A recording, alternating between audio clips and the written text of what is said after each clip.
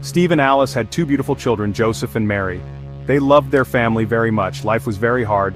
Steve lost his job many months ago. There was no money for rent or food. The family was very sad.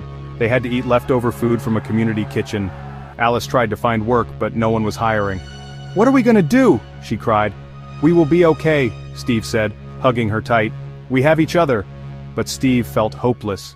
He didn't know how they would survive.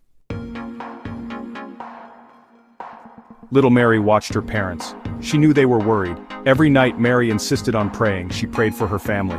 She prayed for her mommy and daddy. "Dear God," she would whisper, "please help us. We need a miracle." One day Alice said, "Mary, maybe we should pray at church." Mary's eyes lit up. "Yes, Mommy, let's go to church." So on Sunday the family went to church. They sat in the back row, hoping no one would notice their worn clothes. The pastor began to speak. He spoke about hope. He spoke about faith. He spoke about miracles. Then the pastor looked directly at Steve. "I feel a presence here," he said. "There is a man here.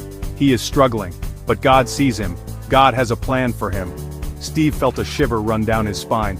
Was the pastor talking about him? Could this be the miracle they were waiting for? After the service, Steve and Alice went to speak to the pastor.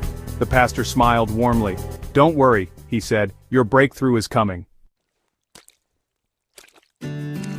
As they walked out of the church, a man stopped Steve. "Excuse me," the man said, "my name is Anthony. I overheard you talking to the pastor." Anthony explained that he owned a construction company. "I'm looking for a hard worker," he said. "Someone like you." Anthony offered Steve the job on the spot. The salary was more than Steve could have ever imagined. He was so happy he could hardly speak. "Thank you," he finally said, tears in his eyes. "Thank you so much." From that day on, things began to change for Steve and his family. They had food on the table, they had a roof over their heads, and most importantly, they had hope. They learned that even in the darkest of times, faith and prayer can lead to miracles.